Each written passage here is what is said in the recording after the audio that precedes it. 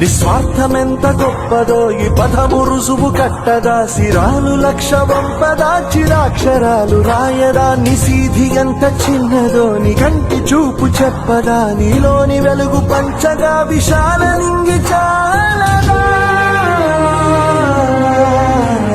మనుష్యులందు నీ కథ మహర్షిలాగా సాగదా, మనుష్యులందు నీ కథ మహర్షిలాగా సాగదా.